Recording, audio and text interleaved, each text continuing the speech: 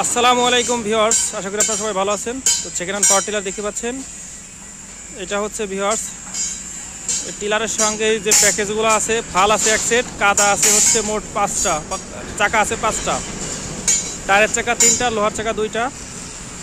টিলারটা হচ্ছে বিক্রি করে দেওয়া হবে একদম কম দামে, 51,500 টাকা ভিউয়ার্স। 51,500 টাকায় টিলারটা বিক্রি করে দেওয়া হবে। তো ভিউয়ার্স টিলারটা হচ্ছে ঘুরলি দিলে স্টার্ট হয়, একদম ফ্রেশ। টিলারটা হচ্ছে মাত্র কেনা হলো, এটা বিক্রি করে দেওয়া হবে একদম কম দামে। তো নিতে চাইলে আমি স্ক্রিনে বা আমার ডিসক্রিপশন বক্সে আমি নাম্বার দিয়ে দিব, আমার সঙ্গে যোগাযোগ করবেন।